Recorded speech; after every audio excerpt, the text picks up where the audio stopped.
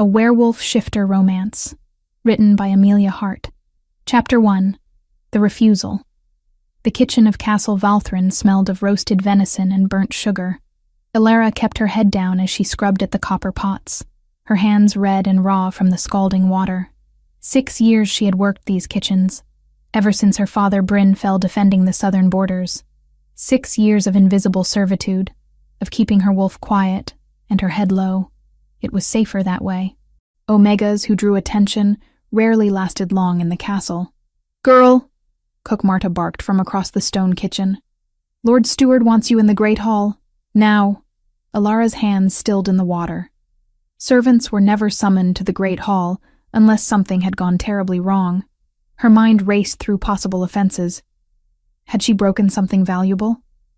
Overheard conversations she shouldn't have?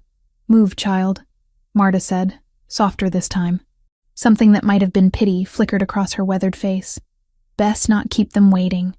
Ilara dried her hands on her apron, removed it, and smoothed down her simple brown dress. The fabric was coarse, patched in places, but clean. Her father had taught her that dignity wasn't about fine clothes. It was about how you carried yourself when the world tried to break you. She could still hear his voice sometimes, in quiet moments. "Stand tall, little one. A bent back invites a boot." The great hall stretched before her, vast and cold. Torches flickered in iron sconces along the stone walls, casting dancing shadows across the gathered nobles. Ilara's breath caught. This wasn't a simple summons. This was court.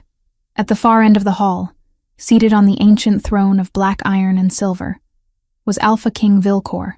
Even from this distance, his presence dominated the space. Dark hair fell past his shoulders, and his beard was neatly trimmed in the style of warrior kings. His eyes were the deep green of forest shadows, and they tracked her approach with unnerving focus. She had seen him before, of course. Everyone in the castle had. But servants weren't meant to look directly at the Alpha King, weren't meant to notice the scars that marked his hands and forearms, the way he held himself with controlled violence barely leashed.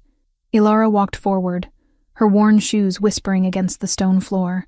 The crowd of nobles parted reluctantly, their expensive silks and velvets a stark contrast to her servant's dress. She heard the whispers. Why summon a kitchen girl? What could she possibly have done? Look at her. She's nobody. Nobody. Yes, she had worked very hard to be nobody for 6 years. She stopped 10 paces from the throne and dropped into a curtsy, head bowed. The stone floor was cold beneath her knees. "Ilara, daughter of Bryn," Vilcor's voice carried across the hall without effort, deep and commanding. "You may rise." She stood, keeping her eyes appropriately lowered. Her heart hammered against her ribs, but she forced her breathing to remain steady. Whatever this was, she would face it the way her father had taught her. "You have served this castle loyally for 6 years," Vilcor continued. There was something strange in his tone, something she couldn't quite identify. "Your service has been noted. This wasn't how punishments began." Ilara's confusion must have shown on her face because she heard a few scattered chuckles from the nobles. "Lord Vorian," Vilcor said, and Ilara's blood turned to ice. "Step forward." The crowd shifted again, and there he was, Lord Vorian of the Northern Holdings, tall and broad-shouldered, his graying blonde hair catching the torchlight. He smiled at her, and it was the smile of a wolf who had cornered prey. She knew that smile, had seen it 3 years ago, on a summer evening during the Festival of the Twin Moons. The memory crashed over her, vivid and terrible. She had been gathering moonflower by the lake, the medicinal herb that grew only during festival nights. The voices had drawn her attention. A man and a woman, arguing in harsh whispers near the water's edge. "Please, Vorian, I'll be more careful, I swear it. You've embarrassed me for the last time, wife." Ilara had ducked behind a willow tree, barely breathing. She had watched through the trailing branches as Vorian grabbed his wife by the throat, watched as he forced her head under the water, watched as Lady Vorian's struggles grew weaker, then stopped. When it was over, Vorian had arranged her body carefully, making it look as though she had simply fallen in. Accidental drowning. A tragic loss. Ilara had remained frozen behind that tree for what felt like hours, clutching her basket of moonflowers so tightly the stems had cut into her palms. She had told no one. Who would believe a low-ranking Omega over a powerful lord? Who would protect her when Vorian inevitably discovered she had witnessed his crime?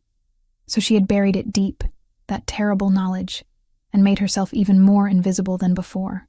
Now Vorian stood before the throne, and his cold blue eyes found hers. He knew she had seen.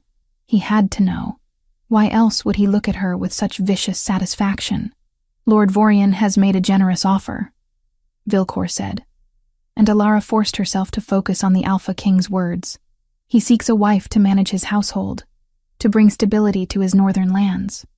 He has chosen you, Alara. The world seemed to tilt sideways. Chosen her?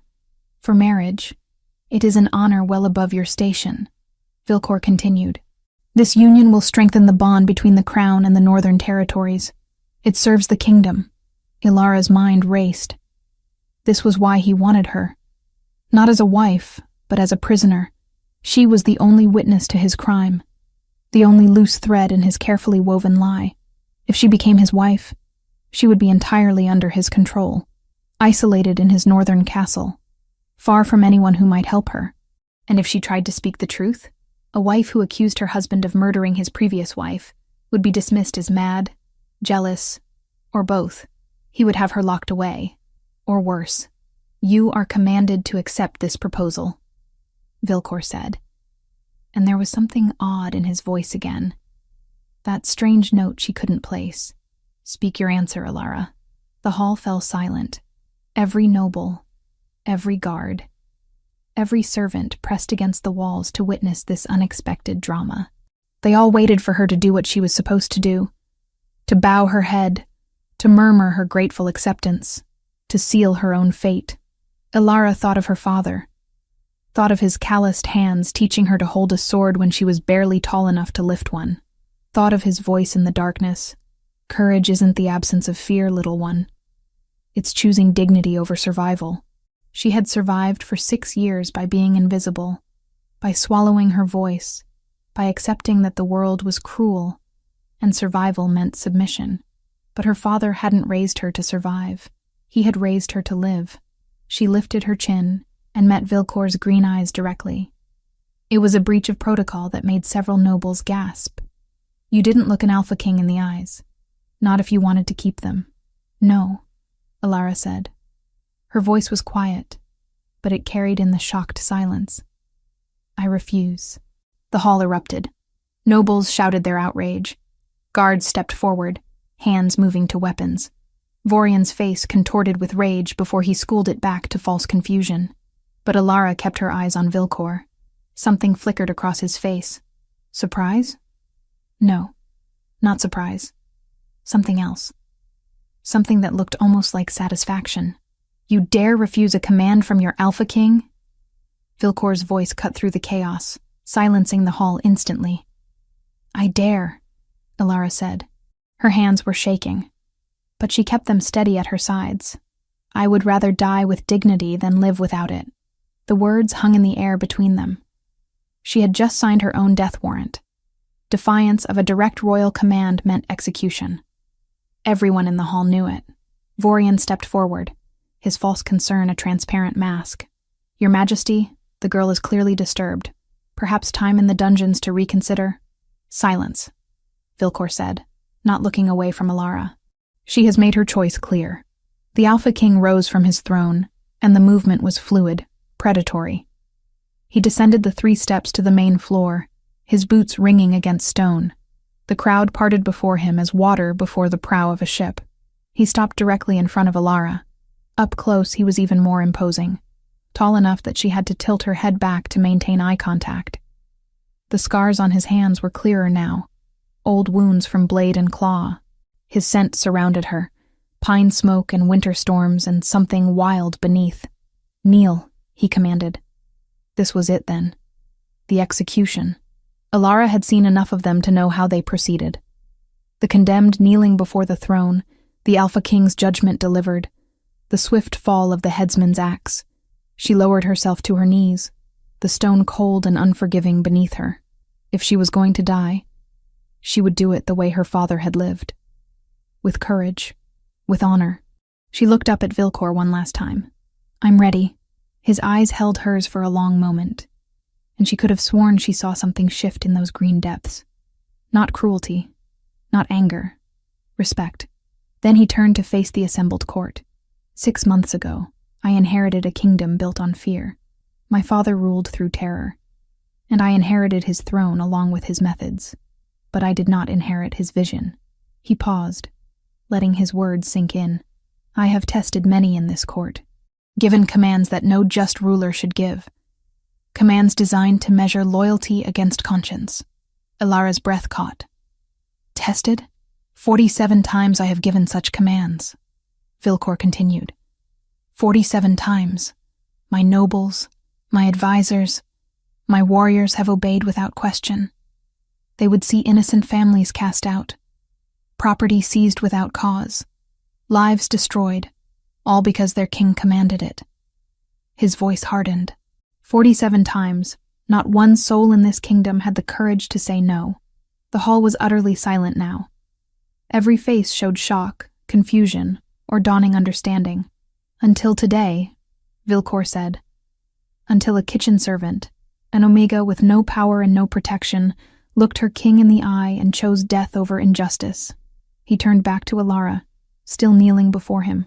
His hand moved to his head, and he lifted the crown of black iron and silver from his own brow. The world seemed to stop. The law is clear, Vilcor said. Defiance of the Alpha King's command is punishable by death, but the law also grants the Alpha King absolute authority over matters of justice and mercy. He held the crown before him, ancient metal gleaming in torchlight. I cannot pardon you without appearing weak, but I can make you my equal. Ilara's mind went blank. Equal? What did that? Vilcor lowered the crown toward her head, and the moment the metal touched her hair, the world exploded. Power slammed through her, raw and electric. Her eyes burned, the amber deepening to silver-touched gold. Vilcor's green eyes blazed with the same sudden fire. Emerald shot through with molten gold. Energy crackled in the air between them, visible as dancing sparks. Every shifter in the hall recoiled from the force of it. The mate bond. Real, undeniable, impossible to hide. Ilara gasped as sensation overwhelmed her. She could feel him, feel Vilcor in a way that went beyond the physical. His presence wrapped around her consciousness, foreign and familiar at once, and beneath the shock she felt his own stunned disbelief mirroring hers. He had been testing for courage. He hadn't been testing for this.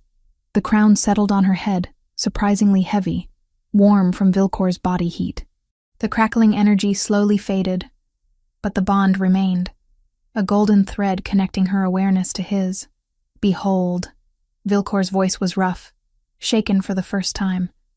Your Luna, your queen, the only soul in this kingdom brave enough to defy injustice, even at the cost of her life. The crowd stared in absolute silence. Then, slowly, uncertainly, they began to kneel. Noble after noble, guard after guard, dropping to one knee in acknowledgement, all except Lord Vorian. His face had gone white, then red.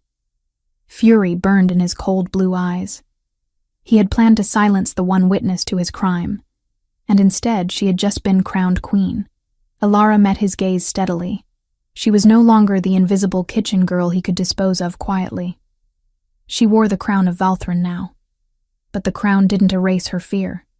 It didn't erase the memory of his wife's body, limp and lifeless in the lake water.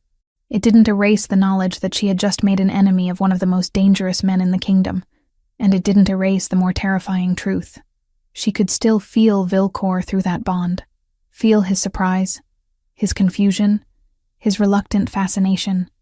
He had rejected the very idea of fated mates publicly, called them superstition and weakness. Now he was bound to one.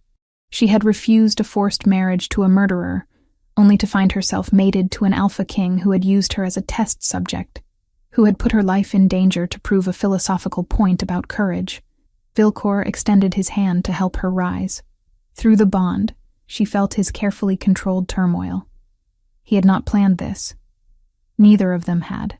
Ilara looked at his outstretched hand, looked at the crown now resting on her own head, looked at the assembled nobles and the murderous rage on Vorian's face. She had survived 6 years by being invisible, by staying silent, by accepting that the world was cruel, that Alara was dead. The woman who rose to her feet, ignoring Vilcor's offered hand, was someone different, someone who had said no to power and lived, someone who wore a crown and could feel the mate bond burning between her soul and a king she didn't trust, someone who had just declared war on a murderer without speaking a single word. The great hall erupted into controlled chaos as nobles processed this impossible turn of events. But Alara stood still, the crown heavy on her head, and thought of her father. Courage, he had said, is choosing dignity over survival. She had chosen. Now she would live with the consequences. Chapter 2. Crown and Consequence. The world narrowed to the feeling of cold metal against Alara's scalp, and the impossible surge of power connecting her to the man before her. Through the golden thread of the mate bond, she felt Vilcor's shock mirror her own, felt the careful control he maintained even as his entire understanding of himself shattered. He had not planned this. The thought was clear as crystal through their connection, and somehow that made everything worse. The crowd remained frozen, uncertain how to react to what they had just witnessed. A mate bond manifesting before the entire court was rare under any circumstances. Between an alpha king and a kitchen servant? Unheard of. Vilcor's hand remained extended, steady despite the turmoil she could sense beneath his composed exterior. "Rise, my queen," he said, his deep voice carrying across the silent hall. Alara looked at his offered hand. Through the bond, she felt his expectation that she would take it, that she would play the role of grateful Omega elevated beyond her station. She stood on her own, ignoring his outstretched palm. The slight widening of his eyes was the only indication of surprise, but through the bond she felt something sharper. Not anger. Curiosity, perhaps, or challenge. "The Luna will require appropriate chambers," Vilcor announced, turning to address the still kneeling court. His hand dropped to his side. "Lord Steward, see to the preparations. The West Wing, overlooking the gardens." "The West Wing, Your Majesty?" The Lord Steward's voice squeaked slightly. "But those are the royal apartments, adjacent to your own chambers." Did I stutter? The temperature in the hall seemed to drop 10 degrees. The Lord Steward's head bowed lower. "Of course not, Your Majesty. At once." As the crowd began to rise, uncertain conversations breaking out in hushed whispers, Vorian finally moved. He approached the throne, his expression carefully neutral, but Alara could see the tension in his shoulders, the tightness around his eyes. "Your Majesty," he said, bowing with perfect form, "this is indeed a momentous occasion. The kingdom rejoices at your good fortune." "Does it?" Vilcor's tone was mild, but there was steel beneath the silk. "You rejoice, Lord Vorian, at having your bride stolen away?" "I rejoice that she has found a station more suited to her. Unique qualities," Vorian replied smoothly. His gaze flicked to Alara, and she saw the promise there. This wasn't over, though I confess surprise at the revelation of a mate bond. One hears stories, of course, but to witness such a thing, stories often prove true, Vilcor said, as do other things whispered in dark corners. Justice, for instance, tends to find its way to light eventually. Was that a threat? Alara couldn't tell if Vilcor knew about the murder or was simply making conversation. Through the bond, she felt his attention was entirely focused on Vorian, sharp and assessing. "Indeed," Vorian said carefully. "I look forward to serving you both with loyalty and dedication." He bowed again, deeper this time. "If you will excuse me, I should return to my holdings. Much to arrange." "By all means," Vilcor said. "Though I expect you to remain at court for the coronation ceremonies. A week hence, I think. Time enough to prepare properly." "A week?" Vorian's smile tightened fractionally. "Of course, Your Majesty. I am honored." As Vorian retreated through the crowd, Alara felt the weight of dozens of stares. The nobles were recovering from their shock, and she could practically see the calculations happening behind their eyes. Kitchen servant to queen in the span of minutes. Some looked resentful, others opportunistic. A few seemed genuinely curious. "Come," Vilcor said quietly, meant only for her ears. "We need to speak privately. I have nothing to say to you," Alara replied, keeping her voice equally low. Through the bond, she felt his flash of irritation quickly suppressed. "Nevertheless, we will speak, unless you prefer to have this conversation before the entire court." She met his green eyes, seeing the gold still flickering in their depths. The bond pulled at her, urging closeness, connection. She hated it. Hated that her body responded to his nearness, that some part of her wanted to trust him despite everything. "Lead the way, Your Majesty," she said coldly. If her tone bothered him, he didn't show it.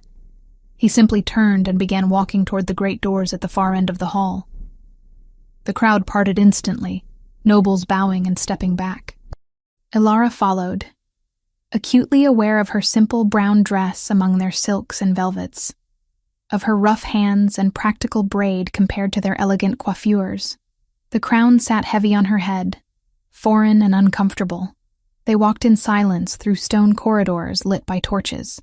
Guards snapped to attention as they passed, eyes carefully forward. Servants pressed themselves against walls, heads bowed. Alara had been one of them just hours ago, invisible and ignored. Now they stared at the floor, but she could feel their attention like a physical weight. Vilcor led her to a set of carved wooden doors, which guards pulled open to reveal a study. Maps covered the walls, marked with territories and holdings. A large desk dominated one side, covered in parchments and sealed letters.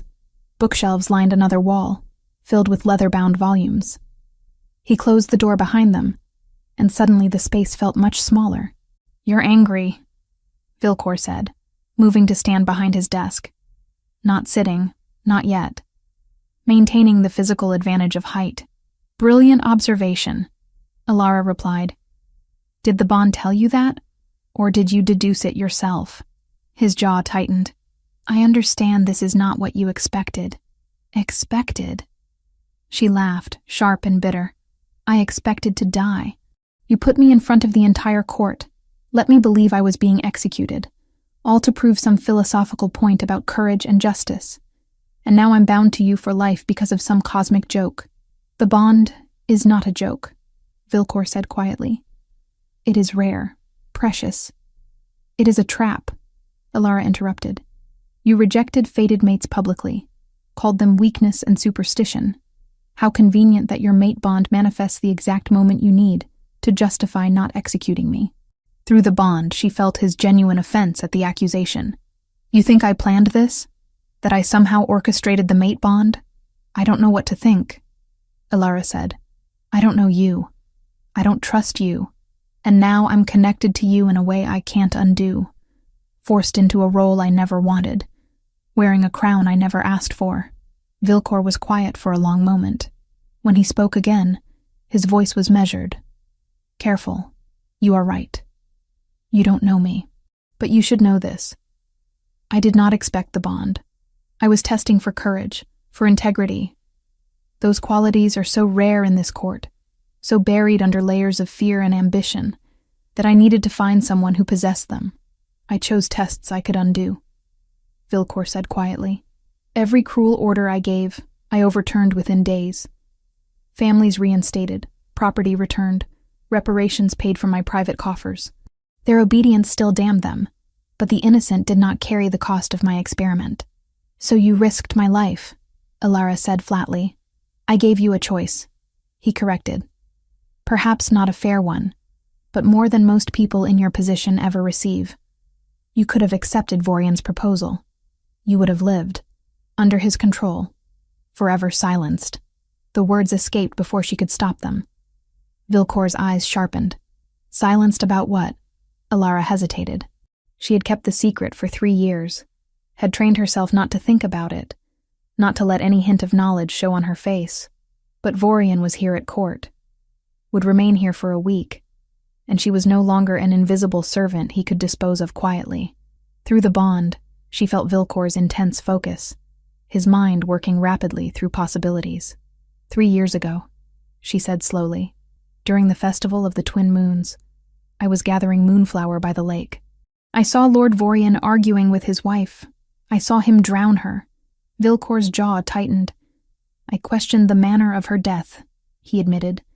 The council swore it was an accident, and at the time I had no proof to challenge them. Your testimony doesn't create my suspicion, Ilara. It confirms the unease I've carried since that night, and when that same man suddenly asked for a kitchen servant he barely knew as a bride, he added, I knew something was rotten. I just didn't yet know what. The temperature in the room seemed to drop. Vilcor's hands, resting on the desk, curled into fists. Through the bond, she felt his rage, cold and controlled and absolutely lethal. You witnessed a murder, he said softly, and told no one. Who would have believed a kitchen servant over a powerful lord? Ilara met his gaze steadily. Who would have protected me when he came to silence the witness? I survived by being invisible, by keeping secrets, and Vorian knew you had seen. I think he suspected. Today's proposal confirmed it. He intended to marry me, isolate me in his northern holdings, and ensure I could never speak. Vilcor circled the desk, moving closer. Ilara held her ground, though the bond urged her to step forward, to close the distance between them. Do you have proof? He asked. Witnesses? Evidence?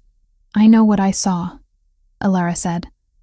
Another servant, the laundress, was at the lake that night. I don't know if she saw what I did, but she might have. Then we investigate, Vilcor said immediately. Quietly, carefully. If Vorian murdered his wife, he will answer for it. Just like that. Ilara couldn't keep the skepticism from her voice. You believe me without question? Through the bond, she felt his absolute certainty. I tested 47 people for courage and integrity.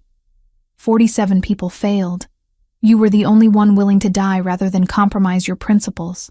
Why would you lie about this? It was the first thing he had said that felt entirely genuine. Not strategic, not political. Simply true. Because, she said quietly, I have lived too long watching evil go unpunished, watching the powerful crush the weak. I refuse to be part of that system anymore, even if it costs me everything. Something shifted in Vilcor's expression. The careful control slipped, just for a moment, and she saw the man beneath the crown. Tired. Burdened. Trying so hard to be different from his father. That, he said, is why the bond chose us. The words hung in the air between them. Through their connection, she felt the truth of what he believed. That the mate bond didn't create compatibility. It recognized it, found two souls fighting the same battles and bound them together. It was a romantic notion. It was also terrifying. I need time, Ilara said. Time to process this. Time to figure out who I am now that I'm wearing this crown. Time you shall have, Vilcor agreed. Your chambers are being prepared. They are yours alone. I will not enter without invitation. The promise meant more than he perhaps realized. She had expected demands, expectations of immediate intimacy that the mate bond seemed to encourage. Instead, he was offering space. Thank you, she said, and meant it. He nodded once, then moved back toward his desk. We should discuss the coronation ceremony. There are traditions, protocols. Tomorrow, Ilara interrupted. Please, I have gone from kitchen servant to condemned woman to queen in the span of hours. I need to breathe. Through the bond, she felt his reluctant understanding. Tomorrow, then. I will have servants bring you appropriate clothing. Meals will be provided. If you need anything, I will manage, Ilara said. She turned toward the door, then paused. One question. Ask. The test. You said 47 people obeyed unjust commands without question. What would you have done if I had obeyed as well? If no one ever said no? Vilcor was quiet for a long moment. When he spoke, his voice was heavy with a truth he had perhaps never admitted aloud. I would have known that my father's legacy of fear was complete, that there was no honor left in this kingdom worth saving, and I would have ruled alone, as he did, because no one deserved to stand beside me. The loneliness in those words struck deeper than any plea or promise could have. Through the bond, she felt the weight he carried, the desperate hope that had driven him to test dozens of people, searching for someone who still believed in something beyond survival. She had been that someone. and the bond had chosen to bind them for it. Ilara left the study without another word, following a servant who appeared as if summoned. The corridors seemed longer now, the castle larger and more labyrinthine. She focused on walking steadily, on keeping her head high despite exhaustion pulling at her limbs. The west wing was beautiful. Her chambers were larger than the entire quarters she had shared with 5 other kitchen servants. Tapestries covered stone walls, depicting forests and hunts and ancient battles. A massive bed dominated one wall, piled with furs and blankets. Windows overlooked gardens below, now shadowed in early evening. "Your dinner will be brought shortly, my lady," the servant said, curtsying low. "Is there anything else you require?" "No," Ilara said. "Thank you." The servant left, and Ilara was finally, blessedly alone. She reached up and removed the crown, setting it on a nearby table. Her scalp ached where the metal had pressed. She moved to the window, looking out at the darkening gardens. Somewhere below, her father was buried in the castle cemetery, in a modest grave marked with his name and rank. "Guard, protector, father, I hope you would be proud," she whispered to the glass. "I said no, just like you taught me." Through the bond, distant but present, she felt Vilcor in his study, felt his focus as he worked through correspondence, his mind already planning investigations and strategies. He was thinking about Vorian, about justice, about how to prove a 3-year-old murder. He was thinking about protecting her. Ilara closed her eyes against the pull of the bond, against the part of her that wanted to return to that study, to plan together, to accept this strange partnership fate had forced upon them. Tomorrow she would be practical. Tomorrow she would learn protocols and attend meetings and figure out how to be a queen. Tonight, she would simply survive having her entire world remade in a single day. Chapter 3. Nightmares and Truth. Sleep would not come. Ilara lay in the enormous bed, surrounded by furs and silks that felt foreign against her skin, and stared at the carved wooden ceiling above. The crown sat on the table across the room, catching moonlight through the window. An hour passed. Then 2. The exhaustion that had pulled at her earlier refused to translate into rest. Instead, a dull ache began building behind her temples, spreading down her neck and into her chest. Not quite pain, but pressure, wrongness, the mate bond, she realized. Demanding proximity she refused to give.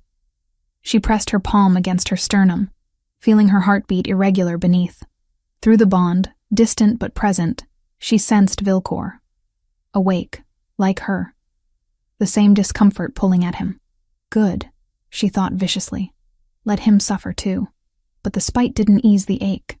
By the time dawn light began creeping through the windows, painting the stone walls pale gold, Ilara felt hollow, nauseated. Her head throbbed with each pulse. A knock at the door made her flinch. "My lady?"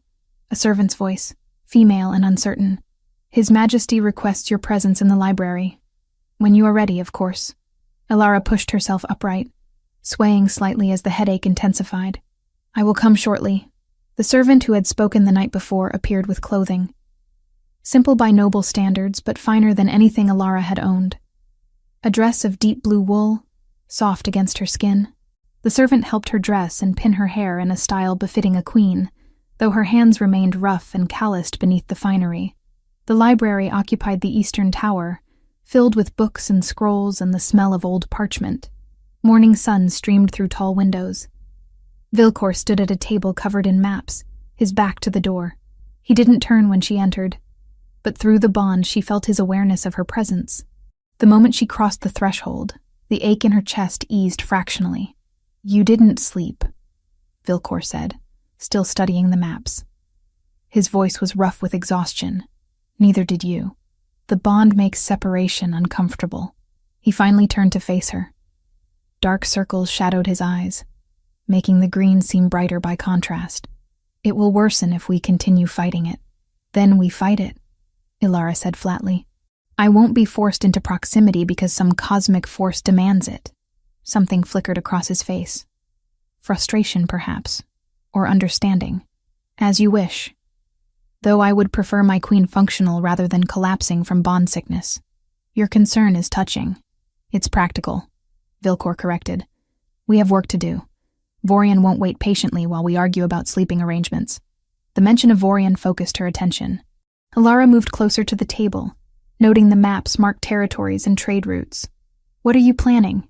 Investigation, Vilcor said. You witnessed a murder 3 years ago. If we can find evidence, proof beyond your word, we can move against him legally. He glanced at her. Tell me everything. Every detail you remember. So Alara did. She described the festival night, the moonflower growing by the lake's edge, the voices that had drawn her attention. She recounted the argument, the violence, the careful way Vorian had arranged his wife's body to suggest accident. Vilcor listened without interruption, his focus absolute. Through the bond, she felt his mind working rapidly, cataloging details and forming strategies. You said another servant might have been there, he prompted when she finished. The laundress. I saw her at the lake earlier that evening, washing linens in the shallows. I don't know if she witnessed the murder, but she would have been nearby. What's her name? Greta. She's elderly, works in the lower washrooms. Vilcor moved to the door and spoke quietly to the guard stationed outside. Within minutes, a nervous woman in her 60s was ushered into the library. Her hands twisted in her apron as she curtsied low. You sent for me, Your Majesty? 3 years ago, during the Festival of the Twin Moons, Vilcor said gently. You were at the lake. Do you remember that night? Greta's face went pale. Her eyes darted to Alara, then back to Vilcor. Your Majesty, I don't... You're not in trouble, Alara said, moving forward. The woman flinched slightly, and Alara realized she was now the queen. Her word carried weight, authority. Please. We need to know what you saw. I saw Lord Vorian, Greta whispered. With Lady Vorian. I was in the willows, finishing the linens. I heard them arguing. Tears began streaming down her weathered cheeks. I saw him push her under the water, saw him hold her there. And I did nothing. I was too afraid. You did nothing wrong, Vilcor said firmly. Fear of powerful men is not cowardice. It's survival. Will you testify to what you saw? Alara asked, formally, before the court. Greta's hands shook harder. He'll kill me. He won't touch you. Vilcor's voice carried absolute conviction. You have my word as Alpha King. Speak truth, and you will be protected. The woman looked between them, searching their faces. Finally, she nodded. I'll speak. That poor lady deserves justice. After Greta left, escorted by trusted guards to safe quarters, Vilcor returned to his maps. 2 witnesses. It's a start, but not conclusive. We need more. Physical evidence, if any remains. Testimony from others who knew the marriage was troubled. How do we find that without alerting Vorian? Alara asked. Carefully. Vilcor looked at her directly. This is why I needed someone I could trust. Someone who sees injustice and refuses to accept it. The court is full of people who will tell me what I want to hear, or what benefits them. You told me truth when it could have cost your life. You keep saying that, Alara said. But you barely know me. How can you trust me based on one moment of defiance? Because defiance under threat of death reveals character, Vilcor replied. Anyone can be brave when it's convenient. You chose principle over survival. That's not a decision made lightly or falsely. They worked through the morning, planning approaches and identifying potential witnesses. The headache that had plagued Alara faded as they remained in proximity, the bond settling into reluctant contentment. Around midday, Vilcor called for food. They ate in the library, continuing their discussion between bites of bread and cheese. Alara found herself grudgingly impressed by his methodical approach. He anticipated problems, planned contingencies, considered angles she hadn't thought to examine. Why did your father rule through fear? She asked suddenly, the question emerging before she could reconsider it. Vilcor stilled, bread halfway to his mouth. That's a complicated question. We have time. He set the bread down carefully. Through the bond, she felt his instinctive withdrawal, the walls rising. But then, deliberately, he pushed past them. He believed fear created order, Vilcor said. Mercy was weakness. Compassion was vulnerability. He beat those lessons into me from childhood. Any hesitation, any moment of doubt, was punished severely. Alara remembered the scars on his hands and arms. He hurt you. He trained me, Vilcor corrected, though his tone was hollow. At least that's what he called it. Made me watch executions from age 6. Made me participate by 10. Anyone who questioned his rule disappeared. Anyone who showed weakness was crushed. And you survived by becoming what he wanted. I survived by learning to hide what I felt, Vilcor said. To separate duty from emotion. It's a skill that serves well in ruling. And a curse that makes connection nearly impossible. The vulnerability in his words surprised her. This was the Alpha King, the most powerful shifter in the kingdom, admitting isolation and damage. Is that why you rejected fated mates? Alara asked quietly. Because connection felt like weakness? Yes. The admission was simple, honest. I watched my father use my mother's devotion as a weapon against her. Watched the bond destroy her spirit over years. I swore I would never be vulnerable that way. Would never let anyone have that power over me. And now you're bound to someone you didn't choose. To someone who reminds me hourly that I don't control everything, Vilcor said, and something in his tone might have been wry humor. The universe has a sense of irony. Despite herself, Alara felt sympathy stirring. They were both trapped by the bond, both fighting against a fate neither wanted. But where she feared loss of autonomy, he feared vulnerability after a lifetime of armor. They returned to planning, but the atmosphere had shifted. The work continued into evening, until exhaustion made concentration difficult. Vilcor finally stood, stretching muscles gone stiff from hours of sitting. We should rest, he said. Continue this tomorrow. The prospect of another night fighting the bond's demands made Alara's chest tighten. But she nodded, maintaining her resolve. Sleep well, Vilcor said, and left the library. Alara returned to her chambers as darkness fell. She prepared for bed, dismissing the servants early. The ache in her chest returned almost immediately, worse than the previous night. She lay in the darkness, trying to breathe through the discomfort, telling herself it would pass. Hours crawled by. The pain sharpened, spreading through her ribs and into her limbs. Through the bond, she felt Vilcor's matching discomfort, felt him fighting sleep as she was. Then, around midnight, something changed. Vilcor's presence through the bond spiked with sudden distress. Not physical pain, but terror. Raw and overwhelming. Alara sat up, heart racing. Something was wrong. She left her chambers, bare feet silent on cold stone. Guards snapped to attention as she passed, but she ignored them. The bond pulled her forward, guiding her through corridors she barely knew. She stopped at a heavy wooden door. Vilcor's chambers. Through the wood, she heard sounds, harsh breathing, a low sound that might have been a groan or a whimper. Alara pushed the door open. Vilcor lay in his bed, tangled in sheets, his body rigid with tension. His eyes were closed but moving rapidly beneath the lids. Dreaming, but not peacefully. His hands clenched and unclenched, and his breathing came in ragged gasps. Through the bond, she felt the nightmare. Fragments, impressions, stone walls running with blood. A younger Vilcor, barely more than a boy, holding a sword over a kneeling prisoner. His father's voice, cold and approving. Do it. Show me you're strong. Alara moved to the bed without thinking. She sat on the edge, reaching out to touch his shoulder. Vilcor. Wake up. His eyes snapped open, blazing gold in the darkness. For a moment he didn't seem to recognize her, his wolf too close to the surface. Then awareness returned, and the gold faded back to green. Alara? His voice was rough, confused. What are you doing here? You were dreaming, she said simply. He sat up, pushing sweat-damp hair from his face.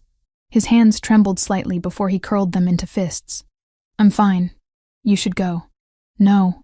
The single word hung between them. Vilcor looked at her, surprise flickering across his face. Through the bond, she felt his shame at being seen this way. Vulnerable. Broken by memories. Alara didn't offer empty comfort.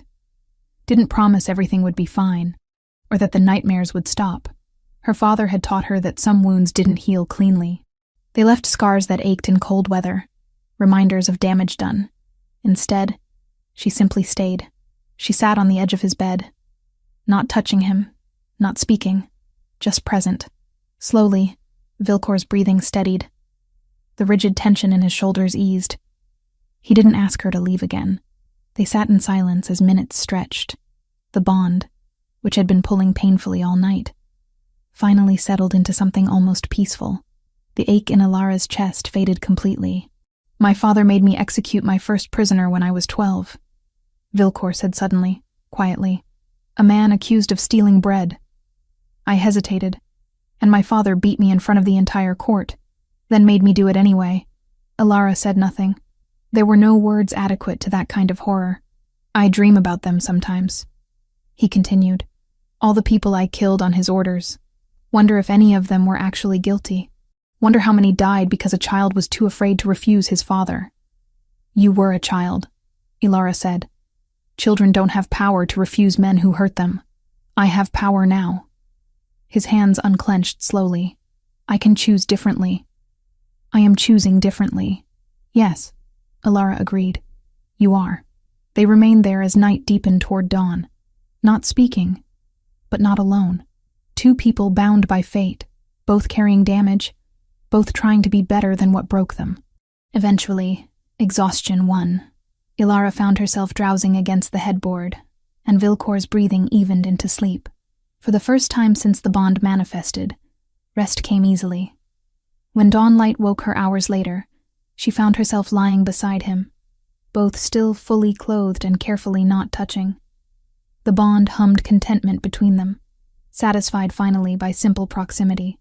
Vilcor's eyes opened, meeting hers. Neither spoke. They both understood what had shifted during the night. Not acceptance of the bond, not forgiveness for the circumstances that created it, but perhaps the beginning of something real beneath the magic and politics. Two damaged people choosing, however reluctantly, to trust. Chapter 4. Steel and Silence. The training yard was empty when Ilara arrived at dawn. Mist clung to the packed earth, softening the edges of the weapons rack and the wooden posts used for sword practice. She had dressed in the simplest gown she could find, though even that felt restrictive compared to her old servant's clothes. Vilcor was already there, stripped to shirt sleeves despite the morning chill. Two practice swords lay on a nearby bench, their blunted edges dulled by years of use. "You came," he said, not quite managing to hide his surprise. "You commanded it," Ilara replied. "Besides, I'd rather learn to defend myself than wait for the next assassination attempt with only prayers for protection." He picked up one of the swords and tossed it to her. She caught it awkwardly, the weight unfamiliar in her hands, heavier than she remembered from childhood lessons with her father. "Your grip is wrong," Vilcor said, moving behind her. His hands covered hers, adjusting her fingers on the leather-wrapped hilt. The bond hummed contentedly at the contact, and Ilara gritted her teeth against the pleasant warmth spreading through her chest. "Relax your shoulders," he continued. "You're holding all the tension there. It will tire you faster than any fight. Maybe I prefer to be tense around men who nearly had me executed," she said. "Fair," he said, stepping back. "But it will still get you killed." They moved through basic forms, defensive stances, footwork, how to pivot without losing balance. Ilara's body remembered fragments of her father's lessons, muscle memory stirring beneath years of kitchen work. But she was clumsy at first, too aware of Vilcor watching, of the bond pulling at her attention.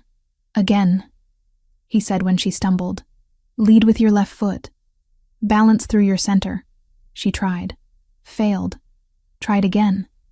Sweat began to dampen her hairline despite the cool air.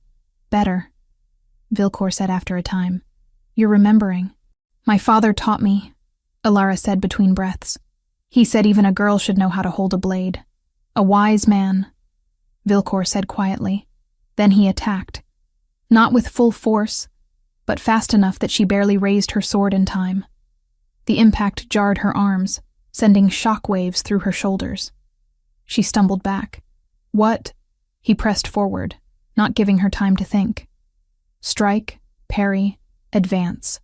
Alara reacted on instinct, blocking more by luck than skill. Her breath came harsh and ragged. An assassin won't wait for you to perfect your form, Vilcor said, relentless. Move. Adapt. Something shifted in Alara. The fear of failure burned away, replaced by old anger. Anger at being powerless, at watching crimes go unpunished. At 6 years of swallowing her voice, she stopped only defending. She attacked. Her blade swung toward his side. He blocked it easily. But surprise flickered across his face. There, he said. That's what I wanted to see. They continued until her arms trembled with exhaustion. When he finally called a halt, she was panting, sweaty, and oddly exhilarated. Her body remembered how to be dangerous, how to be more than invisible. You did well, Vilcor said. He wasn't even breathing hard. We'll train every morning. Your instincts are good. You just need to trust them. As they left the yard, Alara became aware of watching eyes. Nobles on a nearby balcony, observing with poorly concealed interest. Among them stood Lady Vesper, her auburn hair gleaming in the strengthening sunlight. Her expression was calculating. They're talking about us, Alara murmured. Let them, Vilcor said. While they gossip, we work. The talk turned vicious by midday. Alara heard the whispers as she walked the corridors. Servants fell silent when she passed, but not quickly enough. Words like enchantment and false bond and kitchen witch followed her like shadows. The formal test came during the evening meal. The great hall was crowded, nobles in their finest silks and velvets.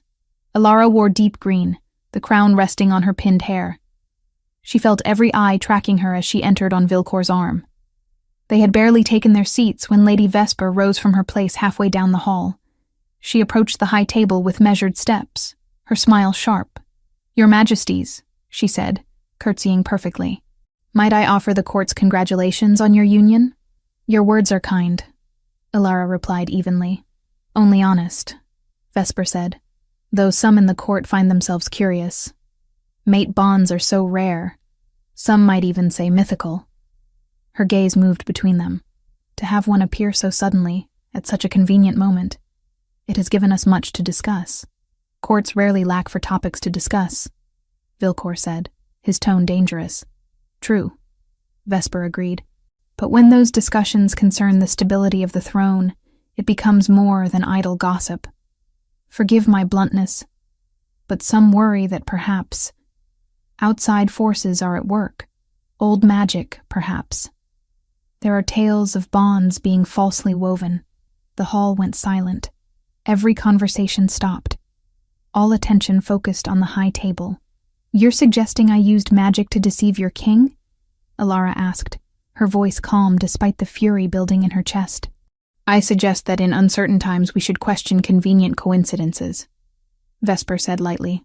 A condemned servant suddenly becomes queen. It is curious. Alara studied the woman before her. Vesper was intelligent enough not to believe her own implications. This was about planting doubt, undermining authority. I spent 6 years scrubbing your pots, Alara said clearly. If I possessed such powerful sorcery, don't you think I would have used it sooner? A few nervous laughs broke the tension. I survived by being invisible, Alara continued, by staying silent while men like Lord Vorian drowned their wives and faced no consequences. The hall erupted in shocked murmurs. Somewhere near the back, glass shattered against stone. Those are serious accusations, Vesper said, her smile faltering. Against serious crimes, Alara replied. And now I have a voice to speak them. If I wanted power, Lady Vesper, there are far simpler methods than enchanting kings. Vilcor's hand covered hers on the table. Through the bond, she felt his fierce pride. My mate bond is not subject to debate, he said quietly, lethally, nor is my choice of Luna. Question it again, and we will have a different conversation about loyalty. Vesper paled and retreated hastily to her seat. Later, after the meal ended and nobles dispersed in hushed clusters, Vilcor led Alara to a tower room she hadn't seen before. Maps covered every surface. Weapons lined the walls. My war room, he explained, where I think when the court becomes unbearable. Alara moved to examine a map of Valthrin and its territories. "You carry all of this," she said. "The politics, the threats, the constant testing. How do you not go mad? Who says I haven't?" He poured 2 cups of water, handing her one. "Today was the first of many such encounters. They will test you repeatedly, looking for weakness. You showed them steel instead. I showed them I have a tongue, and no patience for insults. Same thing," he said dryly. "The distinction doesn't matter." He moved to stand beside her at the map, close enough that she felt his warmth, the bond settling into contentment at the proximity. "I need you to understand something," Vilcor said. "I don't want a decorative Luna who smiles and attends ceremonies. I need a partner, someone who will tell me when I'm wrong, even when it's dangerous." The word partner hung between them, heavy with implication. "And what do I get in return?" Alara asked. "Power to make real change," he said. "Protection to speak truth without fear, and my trust, which I don't give easily." Through the bond, she felt his sincerity. He meant every word. "Be careful what you promise," she said. "I may start enjoying telling you no." His mouth curved slightly. "I'm counting on it." That night, Alara returned to her chambers exhausted but restless. The conversation with Vesper played through her mind. The way nobles had watched her, weighing her worth, searching for cracks. She stood at her window, looking out at the darkened gardens, and thought of her father, thought of his voice. Courage is choosing dignity when the world offers survival. She had chosen once in that great hall. Now she chose it again every morning she woke wearing a crown. Through the bond, distant but present, she felt Vilcor still awake in his own chambers, felt his thoughts circling the same problems she wrestled with. Vorian, the court, the delicate balance of power and justice. Neither of them slept easily that night. But for the first time, the bond didn't feel entirely like a trap. It felt like a lifeline. 2 people drowning in different ways, reaching for each other in the dark. Not love. Not yet. Maybe not ever. But partnership. Choice. Something real building beneath the magic that bound them. Chapter 5. Blood and Secrets. The documents lay spread across the library table, damning evidence written in meticulous script. Alara studied the ledgers while Vilcor paced behind her, restless energy radiating from him through the bond. 3 council members, she said quietly, all receiving payments from Vorian for years. Lord Hadric took the most. "Hadric has been my father's advisor for decades," Vilcor said, his voice tight. "I trusted him. He chose gold over integrity," Alara replied. She traced a finger down the column of numbers. These payments increased significantly around the time Lady Vorian died. Hush money, perhaps, or rewards for ruling her death accidental. Vilcor stopped pacing, coming to stand beside her. Through the bond, she felt his cold fury. Not the explosive rage of his father, but something more controlled, more dangerous. "We move carefully," he said. "Expose them during the council meeting tomorrow. Let them hang themselves with their own lies." Alara nodded, already planning questions, angles of attack. They worked late into the night, preparing their case. When exhaustion finally forced them to rest, the bond settled into contentment at their shared purpose. Morning came too soon. Alara woke in her chambers, the bond tugging gently toward Vilcor. She rose and dressed, choosing a gown of dark blue that made her look more queen than servant. The crown sat heavy on her head as she made her way to the council chamber. The meeting had barely begun when Vilcor laid the evidence on the table.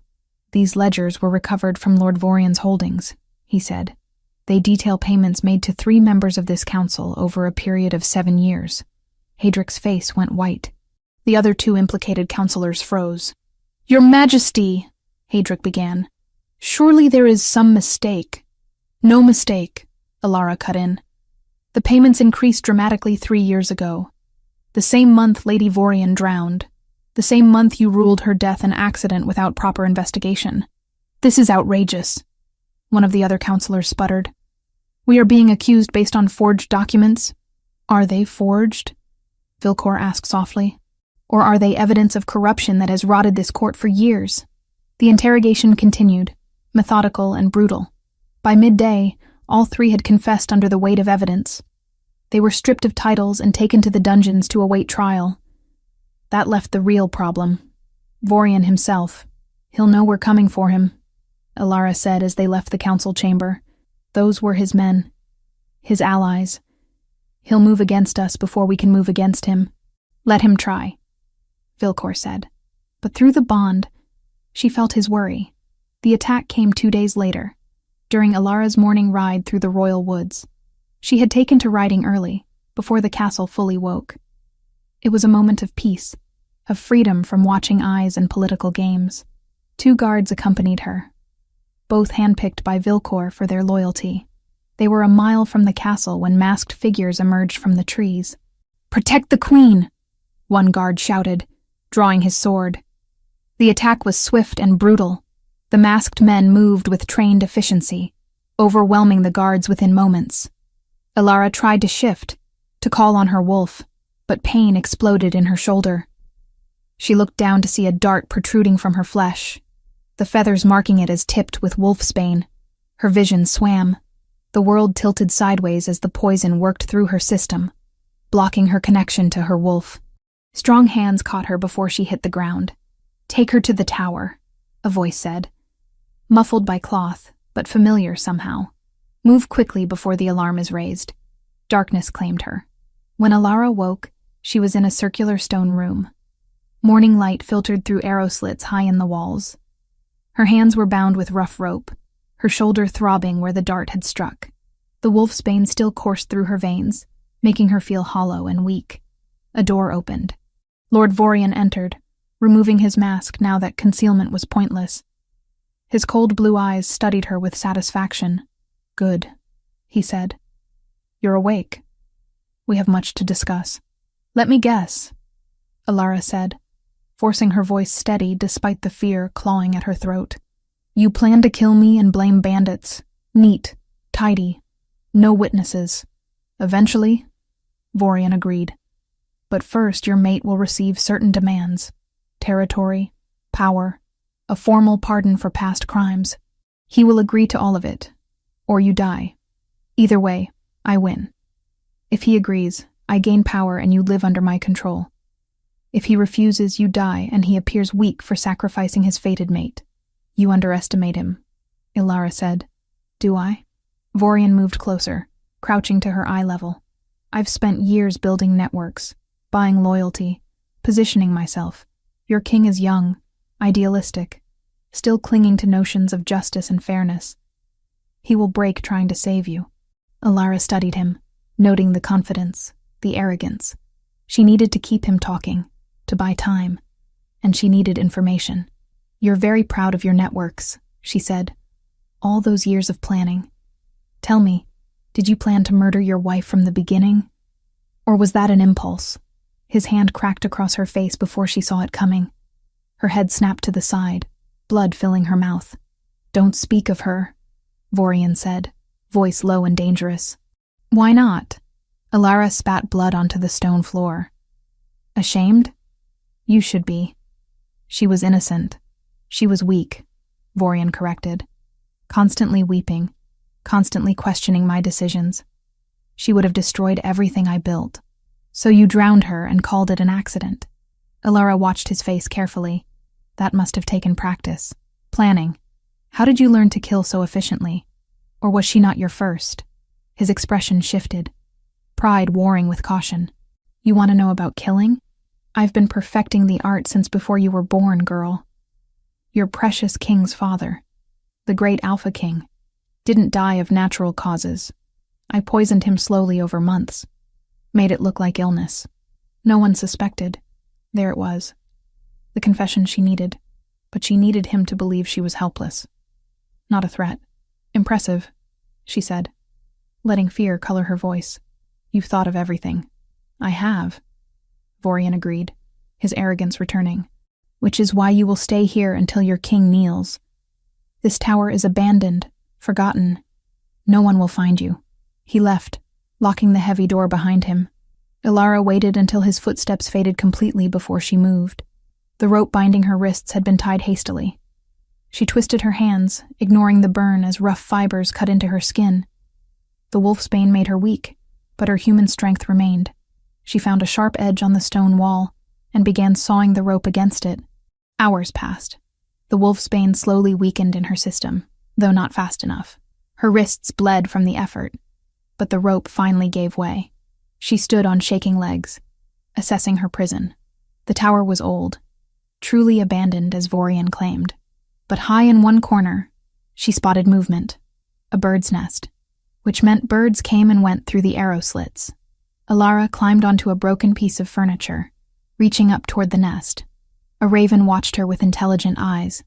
"I need your help," she whispered, as if the bird could understand. She tore a strip from her dress, the fabric still bearing the royal emblem embroidered in silver thread. Carefully, she tied it around the raven's leg. "Find him," she said. "Find the king." The raven tilted its head, then launched through the arrow slit. Alara watched it disappear into the morning sky, a small black shape carrying her only hope. She sank back to the floor, pressing her bleeding wrists against her abdomen to slow the flow. The tower was cold. She was weak from wolfsbane and blood loss, but she had done what she could. Now she could only wait and hope that Vilcor would understand the message, that he would find her before Vorian returned with demands and violence. Through the bond, faint and distant, she felt Vilcor's distress. He knew something was wrong. He was searching. "Hold on," she thought, sending the message through their connection, even though she didn't know if he could feel it. "I'm alive. I'm fighting. Find me." The day stretched endlessly. Alara dozed fitfully, conserving strength. The wolfsbane continued to fade, her connection to her wolf slowly returning. By evening, she could feel the shift hovering just beneath her skin, close but not quite reachable. Footsteps echoed on the stairs. Vorian returned, carrying food and water. He seemed pleased with himself. "Your king received my demands," he said. "A messenger delivered them at noon. By tomorrow morning, he will respond. I expect he will agree to everything." "He won't," Alara said. "He'll come for me himself." "Then he's a fool." Vorian set the food just out of her reach. "Eat. I need you alive for the exchange." He left again. Alara crawled to the food, ate mechanically. She needed strength for what was coming, because through the bond, growing stronger as the wolfsbane faded, she felt Vilcor, felt his determination, his rage, his absolute certainty. He was coming, not to negotiate, to wage war. And when he arrived, she would be ready to fight beside him, not wait to be rescued. The moon rose through the arrow slits, casting silver light across the stone floor. Alara closed her eyes and reached for her wolf. It answered finally, surging up through the wolfsbane's lingering poison. "Not yet," she told it. "Soon. When the moment comes, we shift. We fight. We survive." The wolf settled, patient and ready. Alara's hands found the stone she had been slowly loosening from the wall over hours of patient work. It came free, heavy and sharp-edged. Not a sword, but a weapon nonetheless. She waited in the darkness, listening for footsteps, feeling Vilcor's presence through the bond growing closer. The rescue was coming, but she wouldn't wait passively to be saved. She would meet them halfway, blood and stone and fury. Tomorrow, one way or another. This ended. Chapter 6. Blood and Fire. The raven reached Vilcor at dawn, its wings ragged from hard flight. The strip of fabric tied to its leg bore the Luna's silver embroidery, unmistakable proof that Alara lived and fought. Vilcor studied the bird with grim focus, his jaw tight. He knew immediately where she was being held. Only one abandoned tower stood in those woods, an old watchpost he'd had marked on his patrol maps months ago, useful to smugglers and traders who believed the crown no longer remembered it. "Gather 10 of our best," he commanded the captain of his guard. "We ride within the hour. Tell no one where we go." The ride through the forest was tense and silent. Vilcor felt Alara through the bond, distant, weakened, but burning with determination. She hadn't given up. That thought fueled him as they closed the distance. They found the tower just after midday, crumbling stone rising from the forest floor. 2 guards stood watch at the entrance, mercenaries by their mismatched armor. They fell quickly and quietly to Vilcor's men, throats slit before they could raise an alarm. Inside, the tower smelled of damp stone and old fear. Vilcor moved up the spiral stairs with his sword drawn, his men following close. At each landing, they encountered more guards. The fights were brief and brutal. Vilcor's training under his father had been cruel, but it had made him deadly. "Hold positions on each floor," he ordered quietly. "No one enters or leaves." The highest chamber door was barred from outside. Vilcor's heart hammered as he lifted the heavy beam. Through the bond, he felt Alara's sudden alertness. She knew he was close. He kicked the door open. The scene inside froze for a heartbeat. Alara stood near the far wall, her dress torn and bloodied, wrists raw from rope burns. In her hand she clutched a jagged piece of stone, her stance defensive but exhausted. Vorian stood between them, a knife glinting in his hand. Then everything exploded into motion. Vorian lunged at Alara. She dodged, but the blade caught her upper arm, opening a shallow cut. Before Vorian could strike again, Alara's body began to shift. Bones cracked and reformed. Brown gold fur rippled across her skin. Within seconds, a wolf stood where the woman had been, smaller than an alpha's form, but fast and furious.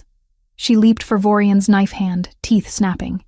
He jerked back, cursing, and his attention split between Alara and Vilcor.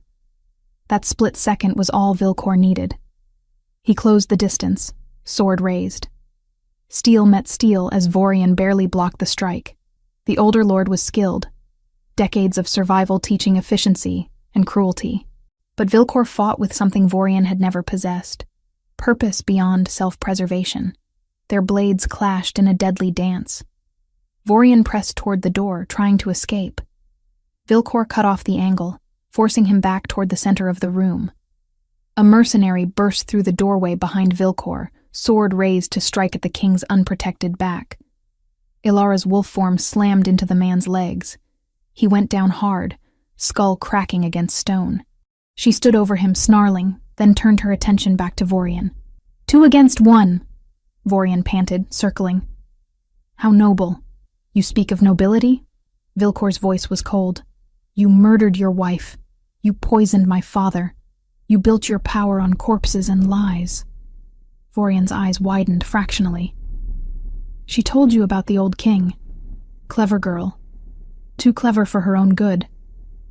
He feinted left, then drove his blade toward Vilcor's side. The Alpha King twisted, the knife scoring across his ribs but missing anything vital. He brought his sword down in a brutal arc. Vorian blocked, but the force drove him back against the wall. "Yield," Vilcor commanded. "Face justice for your crimes." "Justice?" Vorian laughed, the sound harsh and bitter. "There is no justice. Only power and those too weak to seize it." He lunged one final time, putting all his strength behind the blade aimed at Vilcor's heart. The Alpha King sidestepped, grabbed Vorian's wrist, and slammed it against the stone wall. Bones cracked audibly. The knife clattered to the floor. Vilcor's sword pressed against Vorian's throat. One thrust would end it. End the threat, the corruption, the years of hidden crimes. His father would have done it without hesitation. Would have called it strength, efficiency, justice. Through the bond, he felt Alara's presence. Not words, but emotion. Steadiness. Trust. A reminder of who he had chosen to be. "No," Vilcor said quietly. He lowered the sword fractionally, just enough to wound pride but not flesh. "You will stand trial. You will face the people you've wronged. And they will decide your fate." Vorian spat in his face. "You're weak, just like your mother." The words were designed to provoke, to make Vilcor lose control. He felt the rage spike hot in his chest, the old training screaming at him to strike, to punish defiance with death. Instead, he smiled coldly. "My mother was the strongest person I ever knew. She survived my father for 20 years and still found ways to show kindness. You wouldn't understand strength if it cut your throat." He nodded to his guards. "Bind him. Carefully. If he tries anything, break his legs, but keep him breathing." As they hauled Vorian away, Vilcor finally allowed himself to turn fully toward Alara. She had shifted back to human form, crouched naked and shivering against the wall. He stripped off his cloak and wrapped it around her shoulders, careful of her injuries. "You came," she whispered. "Always," he replied. His hands trembled slightly as he checked her wounds, the cut on her arm, rope burns on her wrists, bruises darkening along her ribs. "Can you walk?" "I can fight," she said, attempting a smile. Walking should be manageable. He helped her stand, supporting her weight as they made their way down the spiral stairs. His men had secured every floor, the servants and remaining mercenaries bound and ready for transport. The rescued servants wept when they saw Alara alive, some reaching out to touch her cloak as if she were a miracle. Outside, horses waited. Vilcor lifted Alara onto his own mount, then swung up behind her. She leaned back against his chest, exhaustion finally claiming her now that the immediate danger had passed. The ride back to the castle was slower than the outward journey. Vilcor held Alara carefully, one arm wrapped around her waist to keep her steady. Through the bond, he felt her drifting in and out of awareness, the wolfsbane still working its way out of her system. "You escaped on your own," he said quietly as they rode. "The tower, the bonds. You freed yourself before I arrived. I sent you a message," she murmured. "The raven found you?" "It did. Clever. My father taught me to think, not just obey." Her voice was fading, sleep pulling at her. "Said thinking kept you alive longer than any sword." He was right. Vilcor pressed his cheek briefly against her hair. "Sleep. I have you." She did, trusting him with the vulnerability of unconsciousness in a way she never had before. Through the bond, he felt the shift. Not acceptance of their situation, not forgiveness for how it began, but a grudging acknowledgement that they were stronger together than apart. By the time they reached the castle, word had spread. Servants lined the courtyard, nobles gathered on balconies, guards stood at attention. All eyes tracked the Alpha King carrying his Luna, bloodied but alive. Healers rushed forward. Vilcor relinquished Alara only reluctantly, watching as they carried her toward the medical chambers. Lady Maera appeared at his elbow. "The council is assembled, Your Majesty, and Vorian's remaining allies are fleeing the castle." "Let them run," Vilcor said. "We know who they are now. We'll deal with them after the trial." He followed the healers, ignoring protocol and propriety. When they tried to bar him from the healing room, he simply looked at them until they stepped aside. He would not leave Alara alone and vulnerable. Not after everything. The healers worked efficiently, cleaning wounds and applying poultices. The wolfsbane had mostly left her system, but exhaustion and blood loss had taken their toll. When they finally finished and withdrew, Vilcor pulled a chair to her bedside and sat. Greta, the old laundress who had testified about Lady Vorian's murder, appeared in the doorway with blankets and hot tea. She nodded to Vilcor, her lined face showing approval. "She's stronger than any of us gave her credit for, Your Majesty.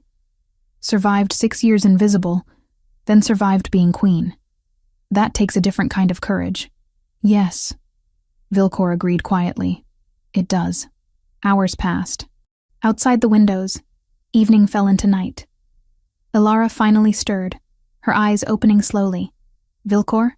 Here." He moved closer, taking her hand carefully. "You're safe. We're at the castle. The healers say you'll recover fully." She squeezed his fingers weakly. "Vorian? In the dungeons, alive and awaiting trial as you wanted. Justice, not vengeance."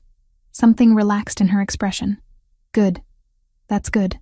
She drifted back to sleep, but her hand remained in his. Vilcor sat through the night, watching her breathe, feeling the bond settle into something that felt less like a trap and more like a foundation. They had fought together, bled together, chosen mercy together, not the partnership they had wanted, but perhaps the one they needed. When dawn light crept through the windows, Alara woke again. This time her eyes were clearer, her grip stronger. "We have work to do," she said. Vilcor smiled. "Yes, but first, you rest. The kingdom can wait one more day for its Luna."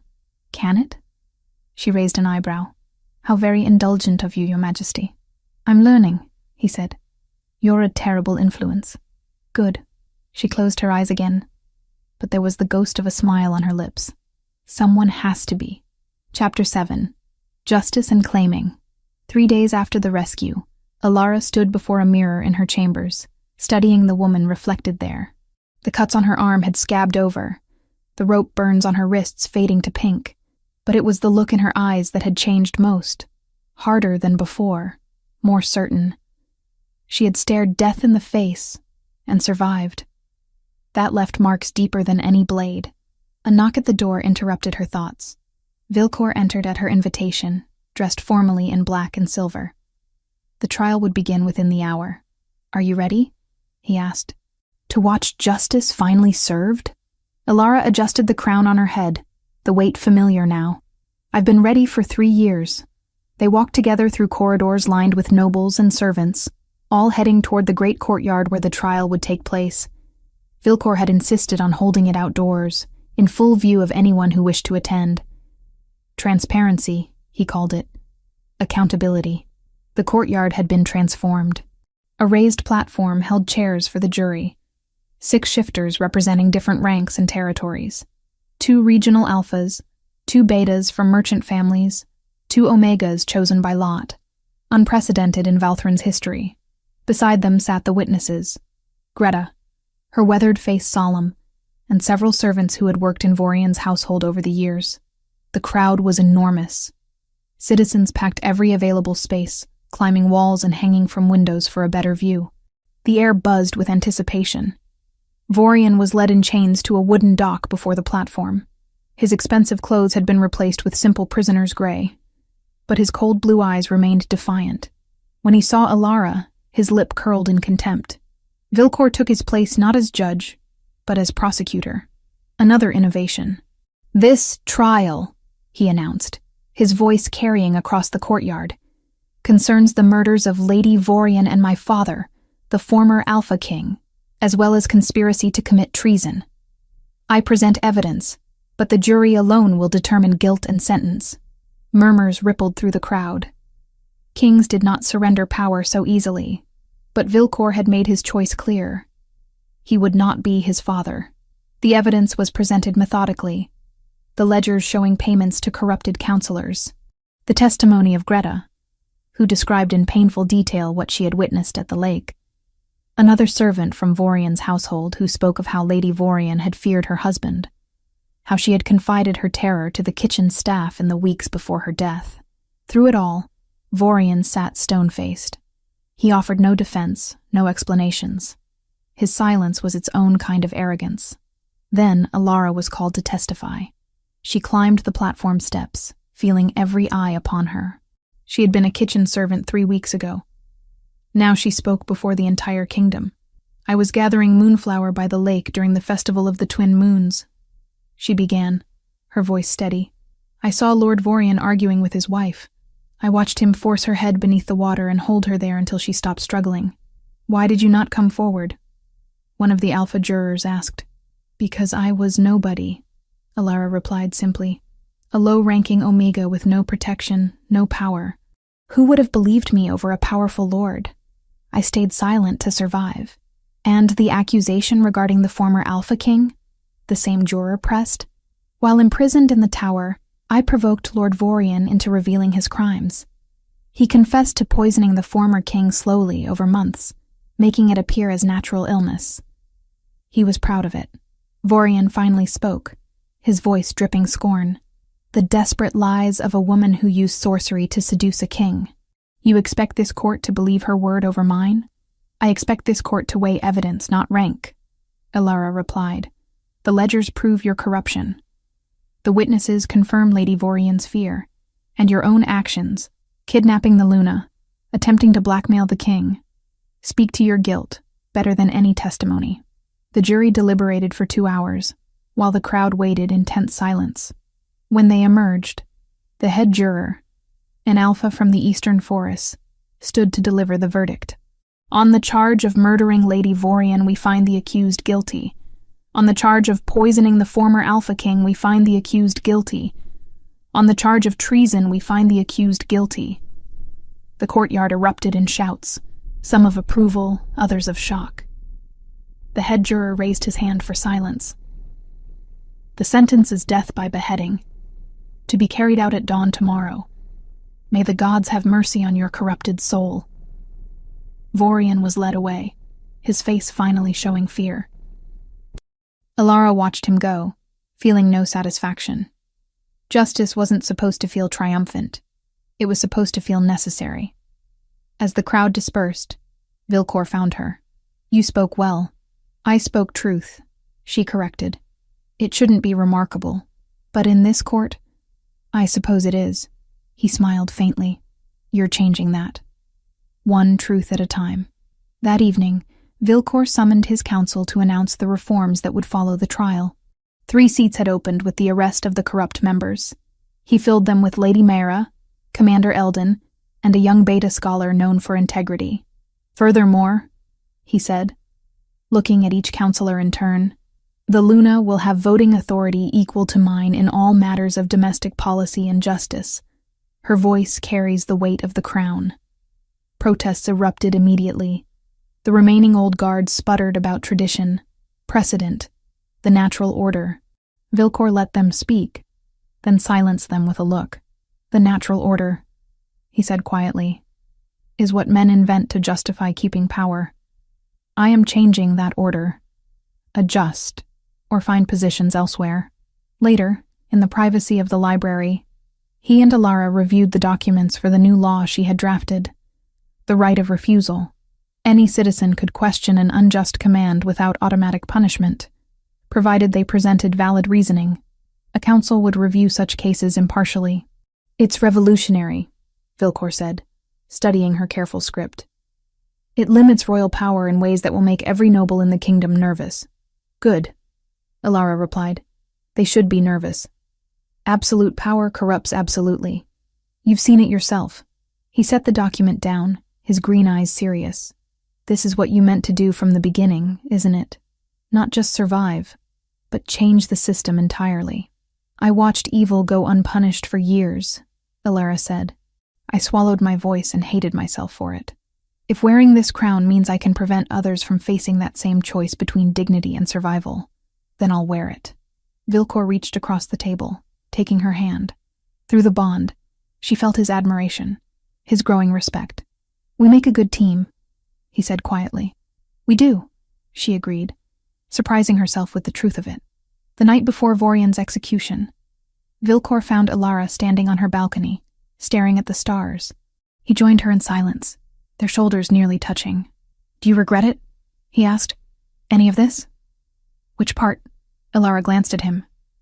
"Being nearly executed? Being kidnapped? The mate bond that neither of us asked for?" "All of it." She considered the question seriously.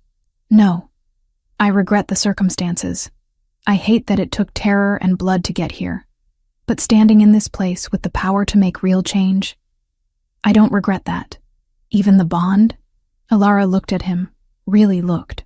She saw the man who had tested dozens for courage, because he was desperate to find someone uncorrupted, who fought his father's legacy every day, who had surrendered judicial power to a jury because he refused to become a tyrant. "The bond is complicated," she said finally. "It forced us together, took away choice. But what we're building, the partnership, the trust, that's ours. We're choosing it daily." Vilcor's expression softened.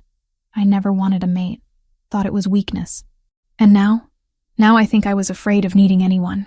He turned to face her fully. "But you make me better. You challenge every lazy assumption, every inherited cruelty. You see what this kingdom could be instead of what it is." "That sounds suspiciously like affection," Alara said, a hint of teasing in her voice. "Perhaps it is." He reached up, tucking a loose strand of hair behind her ear. The gesture was tender, unhurried. "Alara, I need to ask something of you. Formally. Ask." The mate bonding ceremony should have happened already. Tradition dictates it occurs within days of the bond manifesting. But given everything, he paused. "I want to do it properly. Not as obligation, but as choice. Will you accept the bonding ceremony? Will you let me mark you as my mate before the kingdom?" Through the bond, she felt his vulnerability. This wasn't a command or expectation. It was a genuine question, offered with the understanding that she might refuse. Ilara thought of the girl she had been 3 weeks ago, invisible and silent. Thought of her father's voice. Live with dignity. She was living now. Truly living. Yes, she said. But on one condition. Name it. I mark you first. She met his eyes steadily. Tradition says the alpha marks the omega, claiming them. But we are equals. I claim you just as you claim me. Vilcor's smile was brilliant, transforming his usually stern face. Deal. 3 nights later, under the full moon, the courtyard filled again. This time for celebration instead of judgment. Torches lined the space, casting flickering light over the assembled crowd. Musicians played ancient songs of bonding and union. Ilara wore a gown of midnight blue that seemed to capture starlight. The crown rested on her elaborately braided hair. Vilcor stood beside her in black and silver, the king's circlet on his brow. The high priest spoke the traditional words, but Ilara barely heard them. Her focus was on Vilcor, on the bond humming between them, on the choice they were making before their people. When the priest finished, Vilcor turned to Ilara. I ask for your consent before all assembled.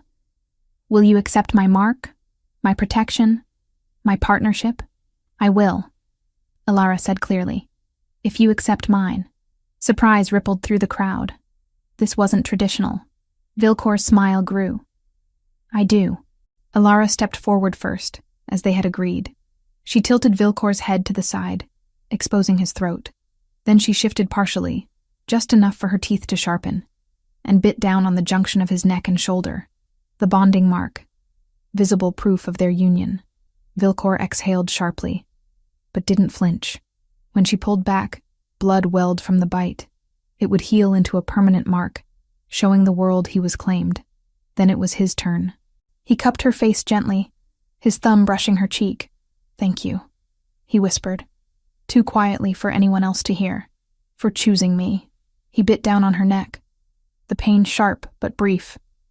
Through the bond, sensation flooded, not just physical, but emotional. His fierce protectiveness, his growing love, his absolute certainty that she was the strongest person he had ever known. When they separated, the bond flared between them, golden and complete. They turned to face the crowd as truly bonded mates. The courtyard erupted in cheers. Nobles who had questioned Ilara's legitimacy now bowed. Servants wept with joy.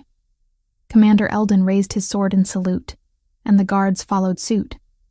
That night, in chambers that Ilara had finally agreed to share with Vilcor, they consummated the bond properly, not with the desperate urgency of lust, but with the careful tenderness of 2 people who had fought their way to trust. Afterward, lying tangled together, Ilara traced the mark on Vilcor's neck. We did it, she murmured. Actually chose each other. We did, he agreed, pulling her closer. And tomorrow we keep choosing. Every day. Through the bond, she felt his contentment matching hers. They were building something new in Valthrin. Not perfect, not without struggle, but real. Honest. Just.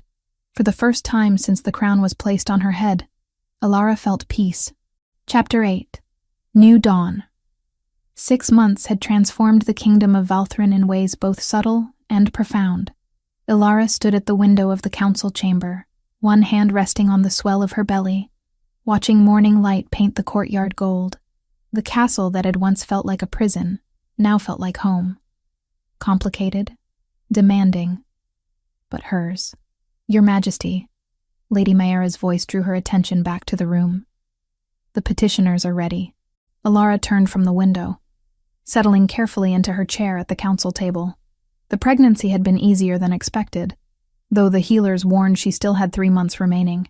At 6 months, the child made its presence known, with frequent kicks and shifts that sometimes made it hard to concentrate during long meetings. Vilcor entered through the side door, his hair still damp from morning training. He caught her eye and smiled, the expression transforming his usually stern face. 6 months of partnership had changed him too. He laughed more now, carried less weight alone. Shall we begin? He asked, taking his seat beside hers. Not at the head of the table, but beside her. Equal positions. Equal authority. The morning's first petitioner was a young beta soldier named Torin. Nervous, but resolute. He had requested an audience to challenge a royal decree regarding increased taxation for the new eastern fortifications. "Your Majesties," Torrin said, bowing, "I come to invoke the right of refusal." The room went still. 6 months since the law had been enacted, and this was the first time someone had publicly exercised it regarding a direct royal decision. Every eye turned to Alara and Vilcor, waiting to see if they would honor their own law. "Speak your objection," Vilcor said calmly. "We're listening." Torrin straightened, drawing courage from the invitation. "The eastern fortifications are necessary for defense. I don't dispute that. But the harvest was poor this year in the border villages. Families are already struggling to feed their children. The taxation, as currently structured, will push many into starvation before winter ends." He pulled out a ledger, hands shaking slightly, and presented figures. Crop yields, family sizes, existing debt burdens. He had done his research thoroughly. "I propose," Torrin continued, "delaying the fortification by 1 season. Allow families to recover from the poor harvest. Implement the taxation next spring when they'll have reserves to draw from. The delay adds some risk to our defenses, but losing citizens to starvation is a greater loss than any enemy could inflict." Silence stretched across the chamber. Alara studied the young soldier, seeing echoes of herself in his courage. Speaking truth to power, risking consequences for the sake of others. "Your analysis is sound," she said finally. "Lady Mayera, do the treasury figures support his claims?" Mayera consulted her own ledgers. "They do, Your Majesty. The eastern villages reported yields at 60% of normal. The taxation as currently scheduled would indeed create severe hardship." Vilcor leaned back in his chair, considering. Through the bond, Alara felt his thought process, weighing defense needs against citizen welfare, pride against wisdom. "Soldier Torrin," he said at last, "you've done more thorough research than some of my paid advisors. Your proposal is accepted. The fortifications will be delayed 1 season, and taxation adjusted accordingly." Relief flooded Torrin's face. "Thank you, Your Majesty. Both of you. Thank you," Vilcor corrected, "for having the courage to speak up. This is exactly what the right of refusal was designed for, ensuring leaders consider all perspectives, especially those from people living the reality of our decisions." As Torrin left, the other counselors exchanged glances. Some looked impressed, others uncomfortable. The old guard still struggled with the idea of their power being questioned, but it was working. The law was working. After the council session ended, Alara made her way through the castle gardens. The autumn air was crisp, leaves turning gold and red. She walked the path slowly, her hand on her belly, feeling the child move within. She found the memorial garden she had commissioned 3 months ago. Simple stone markers honored those who had died in service to the kingdom, including common soldiers often forgotten by history. At the center stood a larger stone bearing her father's name: Bryn, Guard, and Protector. Alara knelt carefully before it, the baby protesting the position with a sharp kick. She smiled and adjusted. "Hello, Father," she said quietly. "I visit when I can. The baby makes it harder to kneel these days, but I wanted to tell you. We're doing it. Building the kingdom you would have wanted, where dignity matters more than rank, where courage is valued over obedience." She traced his name carved in stone. "I wish you could meet your grandchild, could see what I've become. Not just a queen, but someone trying to do right by the people. Just like you taught me." The wind rustled through the garden, carrying the scent of late-blooming flowers. Alara felt peace settle over her, something she hadn't expected to find in this place. "I hope you're proud," she whispered. Footsteps approached. Vilcor joined her, lowering himself to sit on the stone bench nearby. He had given her space for these visits, understanding she needed time alone with her father's memory. "How was your meeting with the Eastern Alphas?" she asked. "Productive. They've agreed to support the new judicial reforms." He studied her. "Are you well? The baby?" "Both fine. Just saying hello to Father." She stood slowly, accepting Vilcor's offered hand. "Did I tell you I want to name the baby Bryn if it's a boy? Or Brianna if a girl?" "You mentioned it," Vilcor's hand covered hers on her belly. I think it's perfect. Your father's legacy should continue. They walked together through the gardens, past beds of herbs and flowering shrubs, toward the castle proper. Servants they passed smiled and bowed, no longer the fearful prostration of Vilcor's father's reign, but genuine respect. The kingdom is changing, Alara observed. I can feel it. Not just in laws, but in how people carry themselves. There's less fear, thanks to you, Vilcor said. You showed them someone could stand up to power and survive. That courage isn't punished, but rewarded. We showed them, she corrected. I stood up, but you didn't strike me down. That's what changed everything. They reached the council chamber balcony, looking out over the kingdom spread before them. Fields and forests, villages and roads, all part of Valthrin. Their responsibility, their legacy. What kind of ruler do you think our child will be? Vilcor asked suddenly. Alara considered. I hope they'll be kind. Strong, yes, but kind. Someone who understands power is responsibility, not privilege. We'll teach them, Vilcor said. Both of us. Show them that true strength comes from lifting others up, not keeping them down. And if they want to be a baker instead of a ruler? Alara asked, half joking. Then we support that too. Vilcor's expression was serious. Our child will have choices I never did. They'll know love, not just duty, safety, not just survival. Through the bond, Alara felt his determination, his promise to break the cycle of cruelty his father had perpetuated. They were building something new, not perfect, but honest. A kingdom where merit mattered more than birth, where justice was transparent, where even the lowest-ranking Omega could challenge the king without fear. That evening, they hosted a small dinner for their closest allies. Lady Mara, Commander Eldon, the reformed council members, and Greta, the laundress who had first testified against Vorian. The old woman sat at the high table, looking overwhelmed but pleased. To 6 months of change, Vilcor raised his cup. And to all of you who made it possible. To the kingdom Valthrin is becoming, Alara added. May it continue to grow in justice and compassion. They drank, then fell into easy conversation. Stories were shared, laughter echoed through the hall. For the first time in generations, the royal table held people from every rank, united not by fear, but by shared purpose. Later, in their shared chambers, Alara and Vilcor prepared for bed. The familiarity of the routine was comforting. 6 months had transformed awkwardness into intimacy. I've been thinking, Vilcor said as he helped her with the laces of her dress, pregnancy making it harder to reach. About succession. Already planning for our child's rule? Alara teased. Planning for their choice, he corrected. Traditional law says the eldest child inherits automatically. But what if they don't want it? What if they're not suited for it? Alara turned to face him. You want to change succession law too? I want our child to have what we didn't. Genuine choice. If they want the throne and prove themselves worthy through deed, not just birth, they inherit. If not, we choose an heir based on merit, ability, and desire to serve. That's revolutionary, Alara said. Every noble in the kingdom will fight it. Let them fight.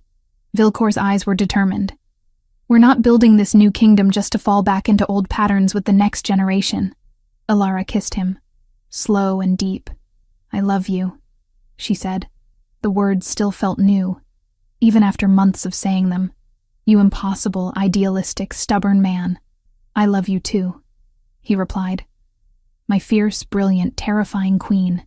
They settled into bed, Vilcor's hand resting protectively on her belly. Through the bond, they felt each other's contentment, each other's hope for the future.